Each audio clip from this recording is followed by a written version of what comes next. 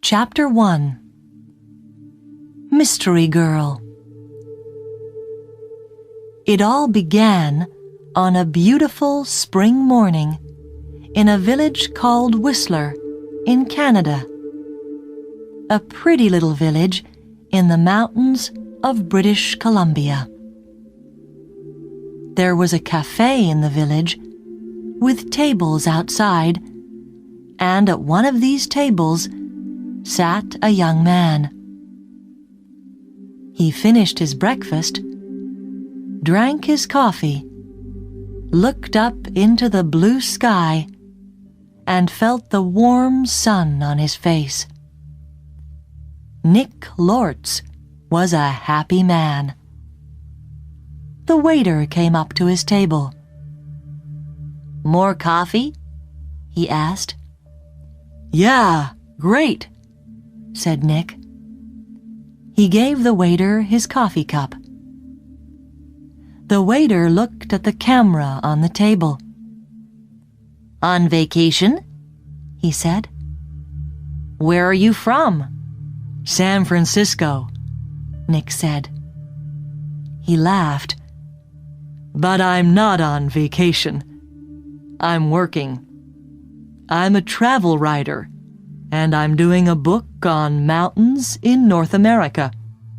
I've got some great pictures of your mountain." The two men looked up at Whistler Mountain behind the village. It looked very beautiful in the morning sun. "Do you travel a lot then?" asked the waiter. "All the time," Nick said. "I write books, and I write for travel magazines. I write about everything. Different countries, towns, villages, rivers, mountains, people." The waiter looked over Nick's head. "There's a girl across the street," he said. "Do you know her?" Nick turned his head and looked. "No, I don't." "Well, she knows you, I think," the waiter said. "She's watching you very carefully." He gave Nick a smile. "Have a nice day." He went away, back into the cafe. Nick looked at the girl across the street. She was about 25, and she was very pretty. "She is watching me," Nick thought. Then the girl turned and looked in one of the shop windows. After a second or two, she looked back at Nick again. Nick watched her. "She looks worried," he thought. "What's she doing? Is she waiting for somebody?" Suddenly, the girl smiled. Then she walked across the street, came up to Nick's table, and sat down. She put her bag down on the table. The bag was half open. "Hi, I'm Jan," she said. "Do you remember me? We met at a party in Toronto." "Hi, Jan," said Nick. He smiled. "I'm Nick, but we didn't meet at a party in Toronto. I don't go to parties very often, and never in Toronto." "Oh," the girl said, but she didn't get up or move away. "Have some coffee," said Nick. The story about the party in Toronto wasn't true, but it was a beautiful morning, and she was a pretty girl. "Maybe it was a party in Montreal or New York." The girl laughed. "Okay, maybe it was. And yes, I'd love some coffee." When she had her coffee, Nick asked, "What are you doing in Whistler? Or do you live here?" "Oh, no," she said. "I'm just traveling through. And what are you doing here?" "I'm a travel writer," Nick said, "and I'm writing a book about famous mountains." "That's interesting," she said. But her face was worried, not interested, and she looked across the road again. A man with very short white hair walked across the road. He was about 60 years old, and he was tall and thin. The girl watched him. "Are you waiting for someone?" asked Nick. "No," she said quickly. Then she asked, "Where are you going next, Nick?" "To Vancouver for 3 or 4 days," he said. "When are you going?" she asked. "Later this morning," he said. There was a letter in the top of the girl's half-open bag. Nick could see some of the writing, and he read it because he saw the word Vancouver. "And we can meet at the Empress Hotel, Victoria, Vancouver Island, on Friday afternoon." So she's going to Vancouver too, he thought. Suddenly the girl said, "Do you like movies?" "Movies? Yes, I love movies," he said. "Why?" "I know a man, and he loves movies and going to the cinema," she said slowly. "People call him Mr. Hollywood." She smiled at Nick. "Can I call you Mr. Hollywood too?" Nick laughed. "Okay," he said. "And what can I call you?" She smiled again. "Call me Mystery Girl," she said.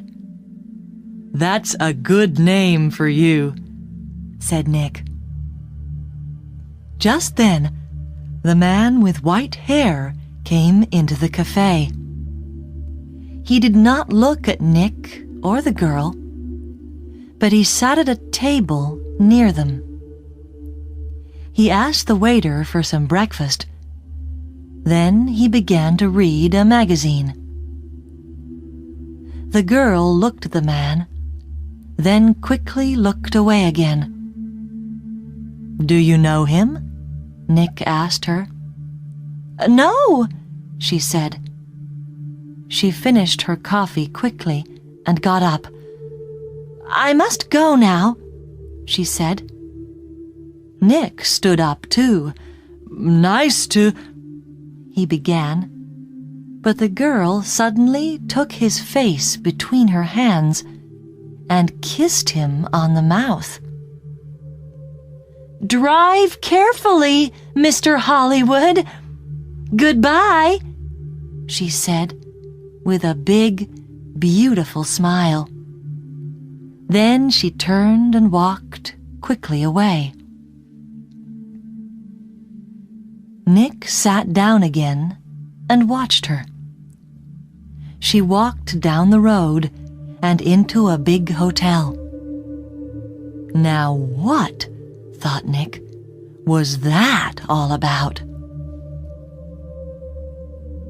The man with white hair watched Nick and waited.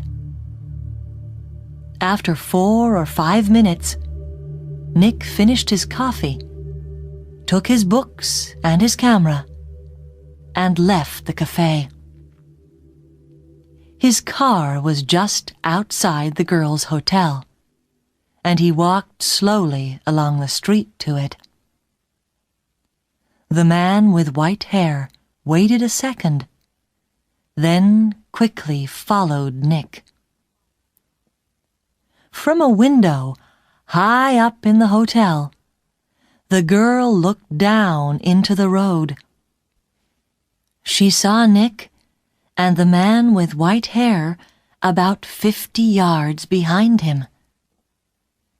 Nick got into his car, and the man with white hair walked quickly to a red car across the street.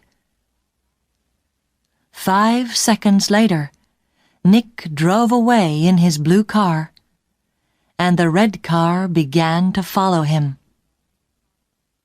When the girl saw this, she smiled, then went to put some things in her travel bag. Chapter 2. A Hand in the Back. That evening, in his hotel room in Vancouver, Nick could not stop thinking about the girl in the Whistler Cafe. Why did she come and sit with him? She didn't know him, and that story about a party in Toronto wasn't true, and she was worried about something. But what? And that kiss! It was nice, of course, but why did she do it? Maybe she liked my face, Nick thought, or my brown eyes. But I'm not going to see her again, so it doesn't matter. Forget it. He put some money in his pocket and went downstairs to the hotel restaurant.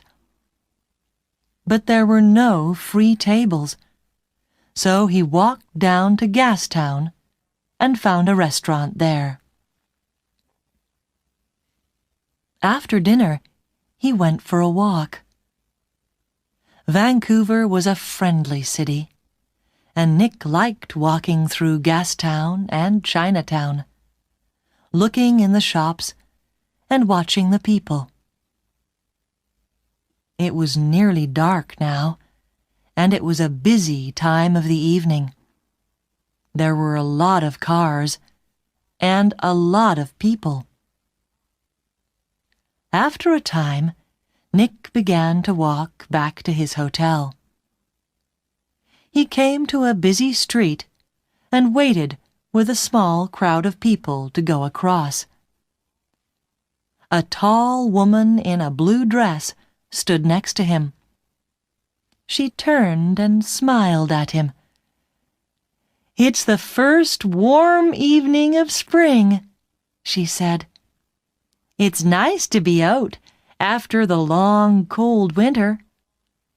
"Yeah," said Nick. "It's great.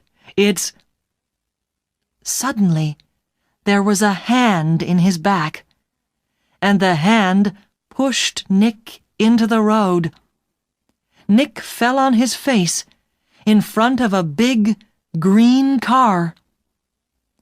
People screamed, but the green car stopped only inches from Nick's head. The woman in the blue dress ran into the road and pulled Nick to his feet. "Are you okay? What happened?" she said.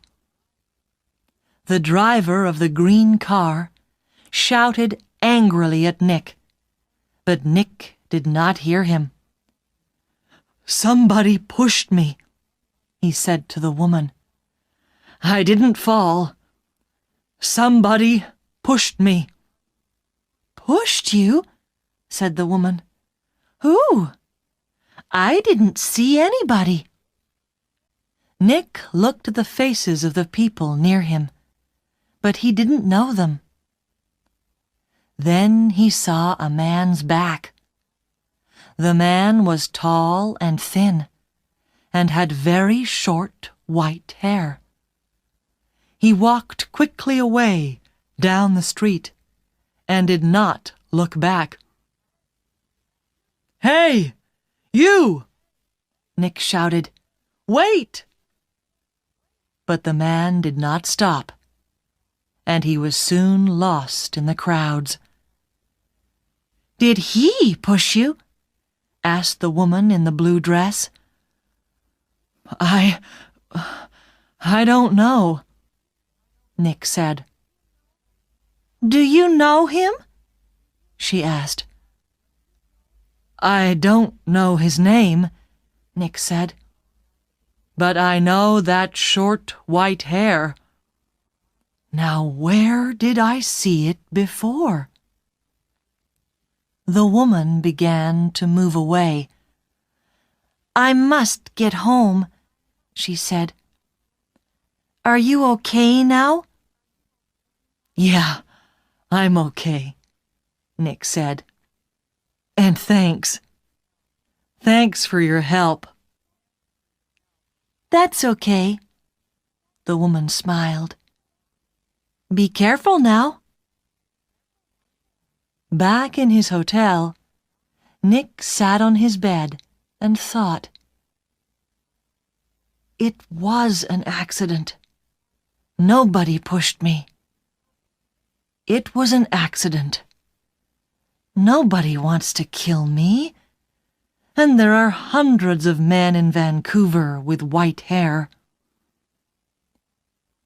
It was 1 o'clock in the morning, but Nick couldn't sleep. He listened to the cars in the road, and he looked at the night sky through his hotel room window. Then he sat at the table and tried to write some more of his book about mountains. But he couldn't think about his work. He got back into bed.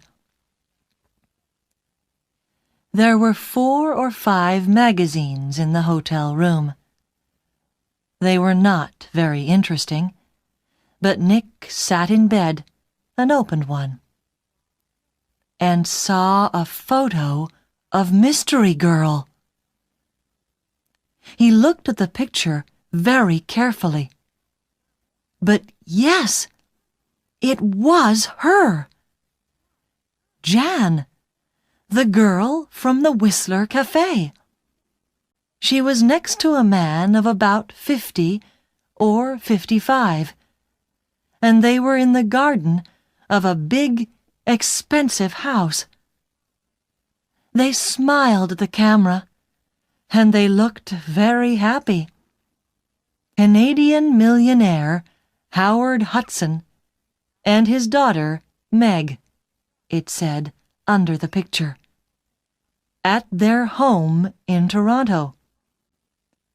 Meg Hudson, not Jan, not Mystery Girl. Meg Hudson, the daughter of a millionaire. Nick read it again. Why did she come and sit with me in the cafe at Whistler? He thought. Millionaires' daughters don't sit with strangers in cafes and then give them a big kiss when they leave. Why did she do it? What did she want? He thought back to the cafe in Whistler and the girl next to him at the table. Then he remembered something. He remembered a man at a table near them in the cafe. A tall, thin man, about 60 years old. A man with very short white hair. Nick didn't sleep much that night. Chapter 3. A walk in the park. The next day was Thursday. Nick stayed in his hotel room and wrote about mountains all morning. Then he drove to Stanley Park in the afternoon. He sat and read a book for an hour.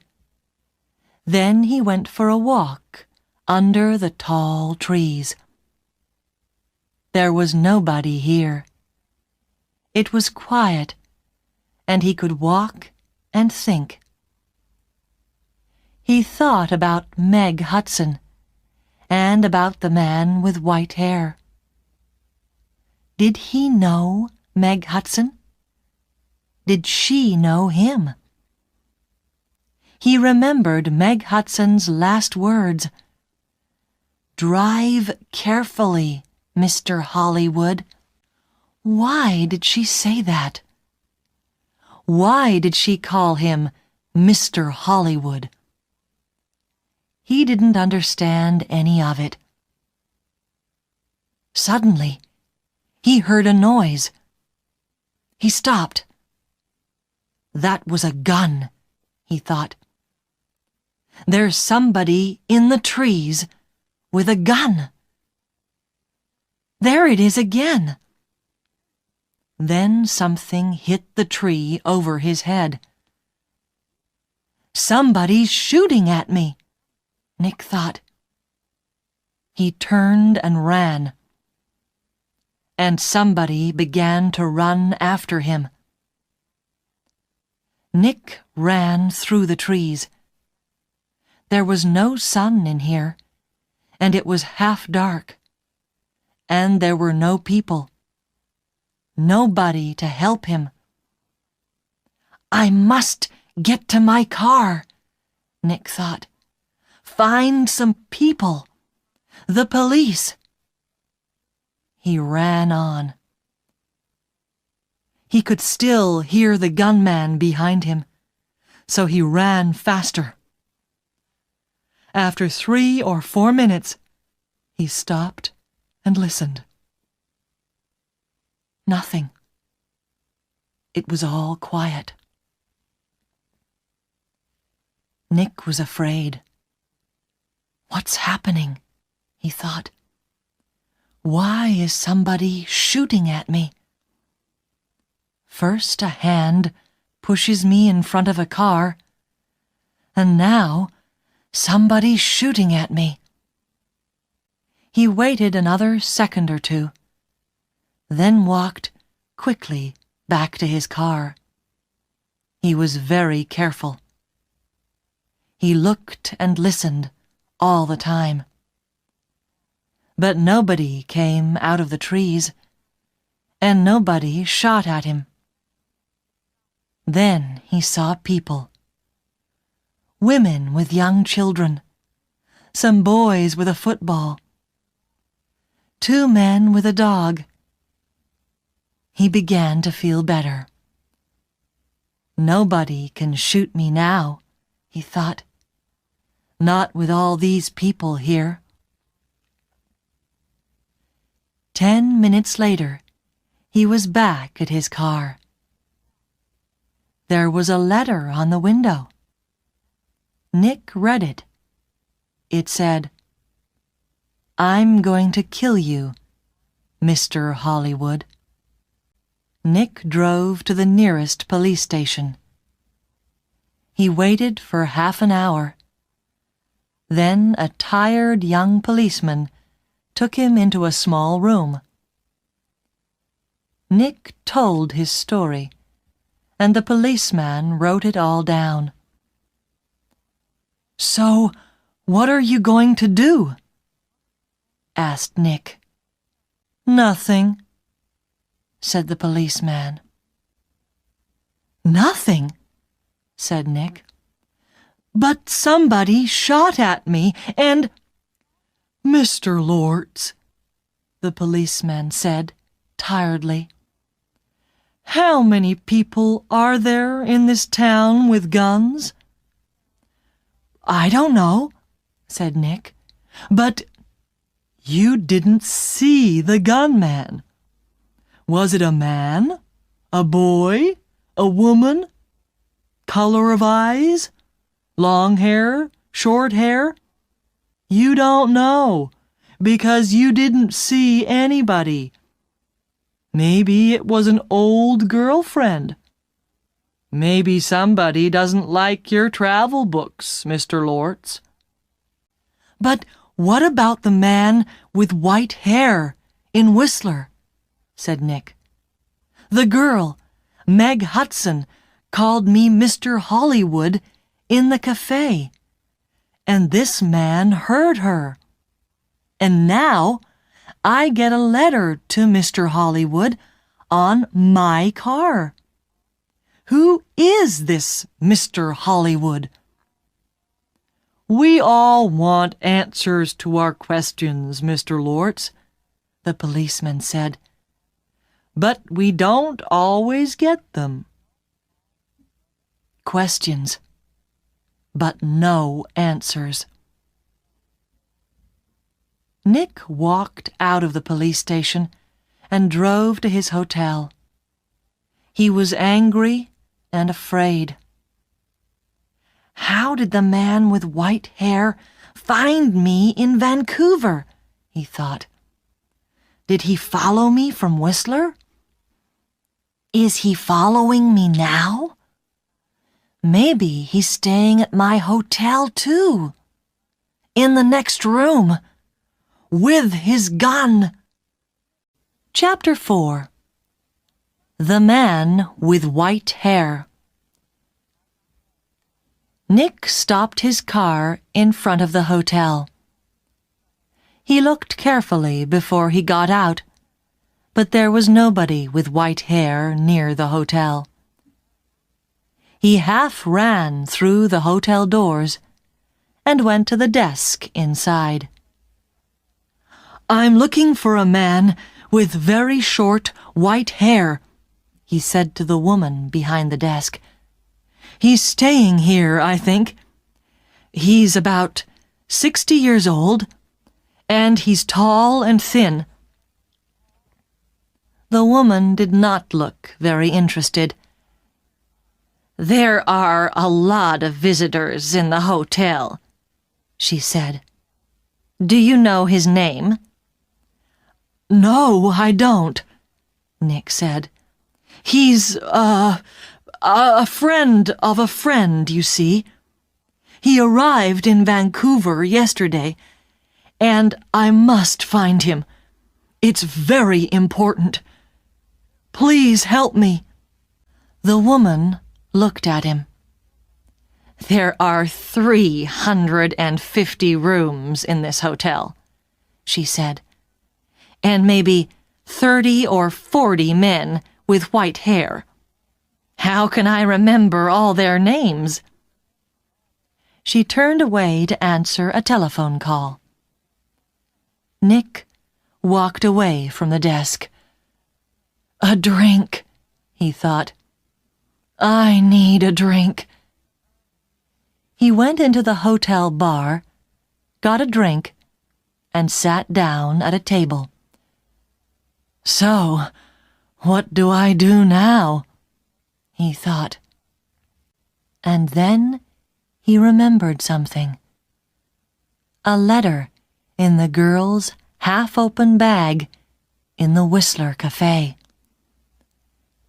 And we can meet at the Empress Hotel, Victoria, Vancouver Island, on Friday afternoon. And tomorrow was Friday. I'm going to Victoria, on Vancouver Island, he thought. To the Empress Hotel. Nick had dinner in the hotel that evening. He finished eating and got up from his table and saw the man with white hair. Nick moved quickly. The man was at the hotel desk. Nick could see the white head above the other heads near the desk. Excuse me, said Nick. He pushed past the people in the hotel restaurant. A small boy ran in front of him, and Nick ran into him. The boy and Nick fell down on the floor. The boy began to cry. Hey! said a woman behind Nick. I'm very sorry, said Nick. He got up and helped the boy to his feet. Are you okay? He asked the boy. Be more careful next time, said the woman. Nick moved away quickly, but when he looked back at the hotel desk, he couldn't see the man with white hair. He pushed through the crowd of people. "That man!"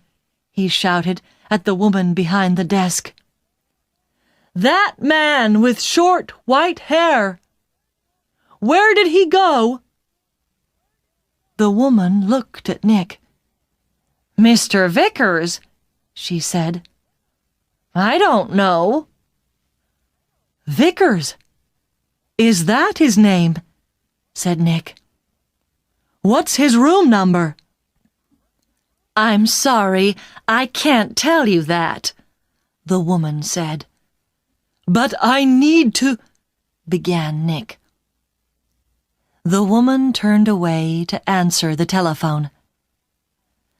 After a second or two, Nick went upstairs to his room. Vickers, he thought. Does Meg Hudson know Mr. Vickers? I need some answers, and I need them quickly. Chapter 5. Vancouver Island. Tawasin was about 23 miles south of Vancouver. Nick drove there in his car the next morning for the 1 o'clock ferry to Vancouver Island. Every 5 minutes, he looked behind him. The road was busy. Black cars, white cars, red cars, green cars.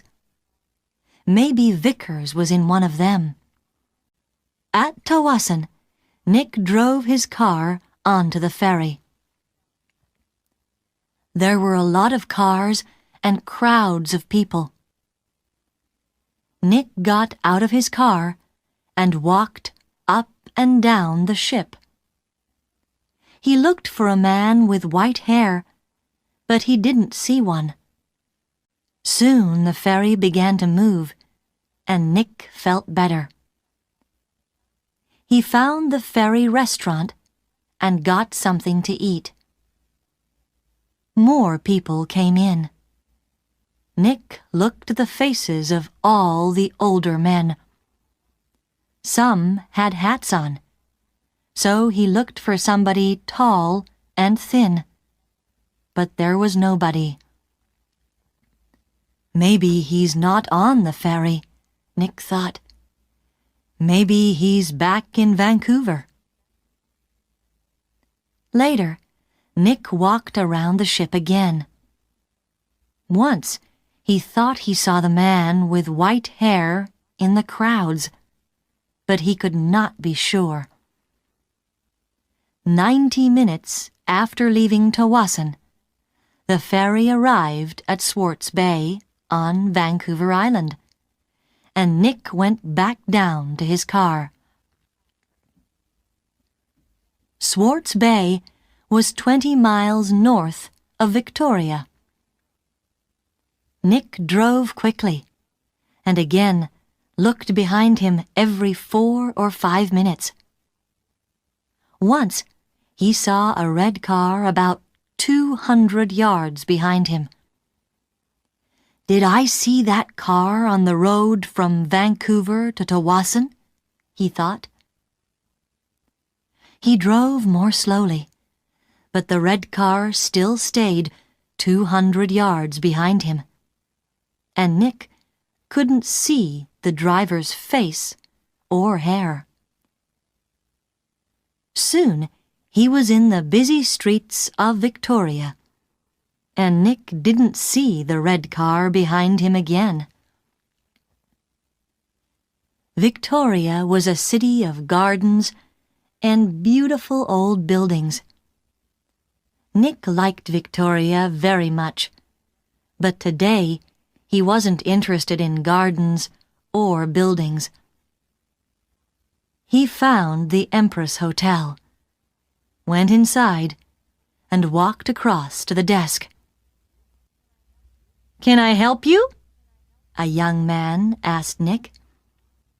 I'm meeting a friend here this afternoon, said Nick. Miss Hudson. Hudson, said the young man. Wait a minute. He went away and came back. Sorry, but there's no Miss Hudson staying here. Nick took something from his pocket. It was the photograph of Meg and her father from the magazine. This is her, he said. The young man looked at the picture. Oh, right. You mean Howard Hudson's daughter, he said. She's not staying here, but I saw her 10 or 15 minutes ago. She was with somebody, a man. He asked me about the tea room. The tea room, said Nick. Where's that? The man with short, white hair was tired. He couldn't sleep, and he couldn't eat. He thought about only one thing all the time. He drove and he watched, and he waited, and he followed. When he drove into Victoria, the streets were busy, and suddenly he lost the blue car in front of him.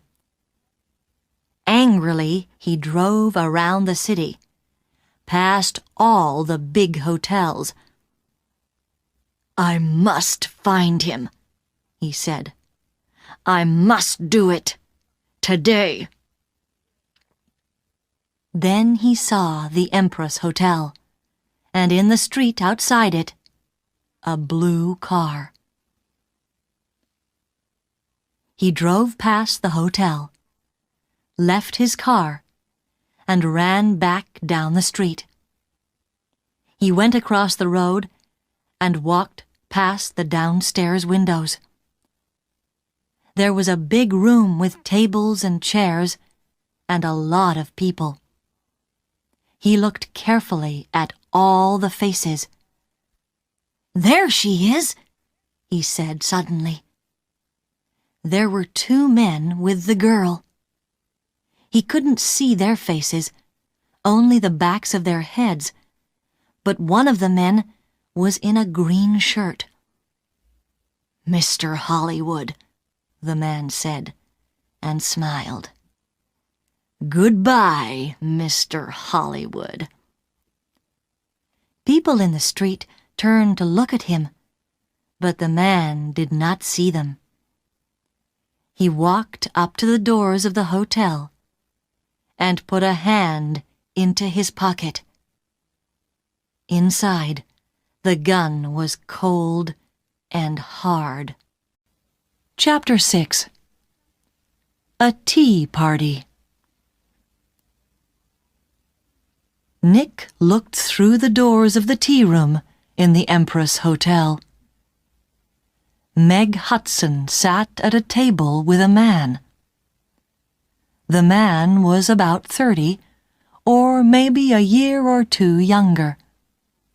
He was tall and brown from the sun.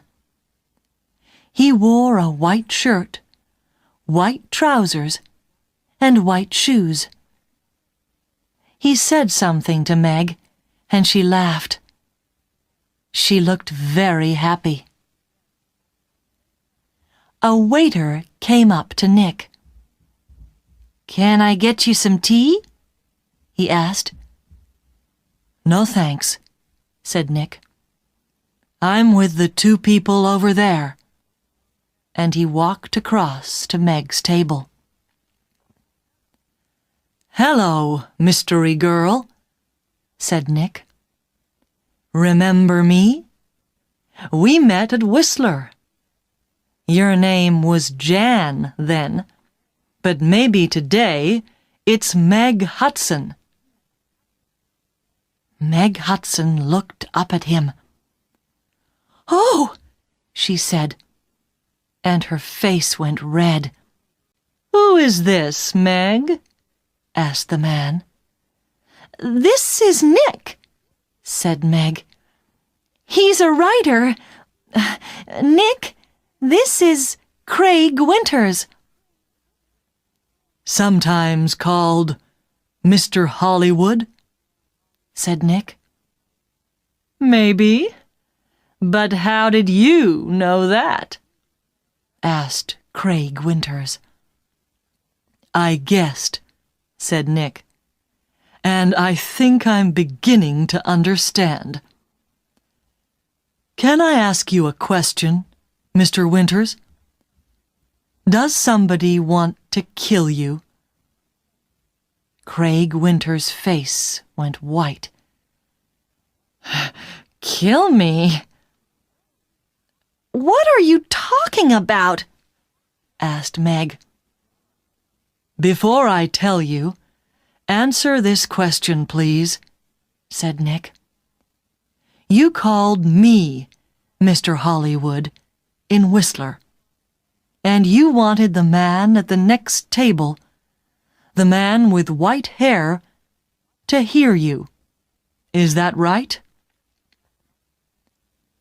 Meg Hudson did not answer at first. Then she said quietly, Yes. Why? Asked Nick. I wanted him to follow you, and not me. Why? Nick asked again. I think he's a detective, said Meg.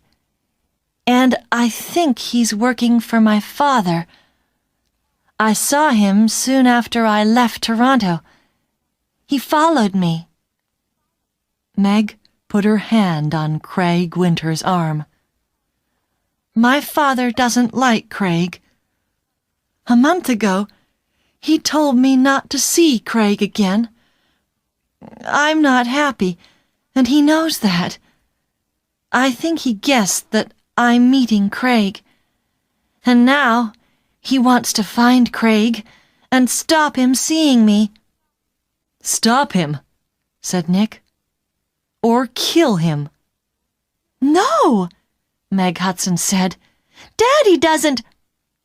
The man with white hair pushed me in front of a car in Vancouver, Nick told her.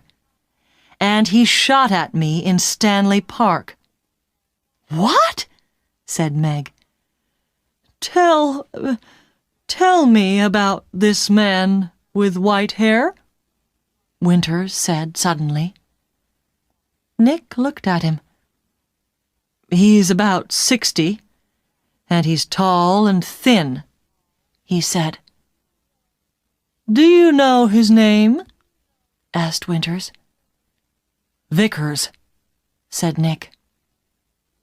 Craig Winters suddenly looked ill. Did he follow you to Victoria? Did he follow you here? I don't know, said Nick. He watched Winters. You're afraid of him. Why? Why does this man Vickers want to kill you, Winters? Before Craig Winters could answer, Meg's face went white. Oh, no, she said. Look! Look over there! By the door! Nick and Craig Winters turned to look.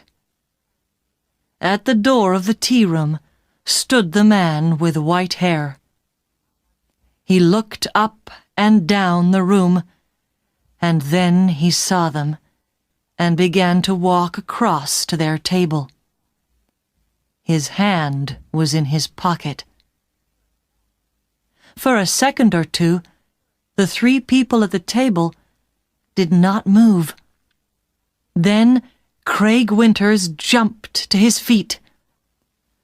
That's Mr. Hollywood, he screamed.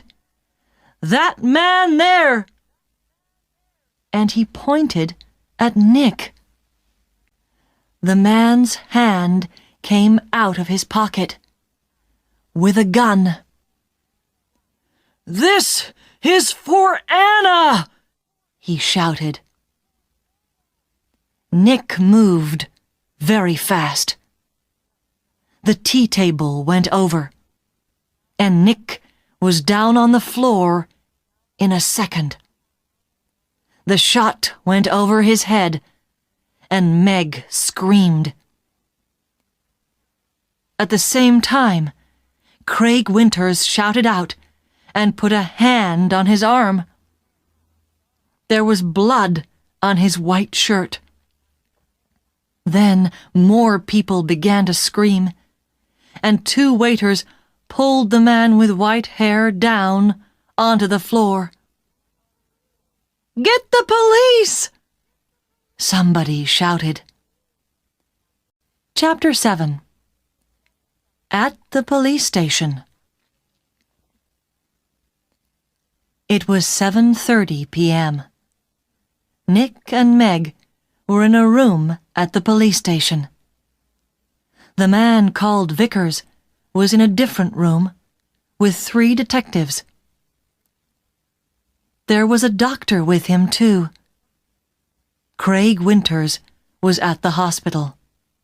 The door opened, and a detective came in with 2 cups of coffee.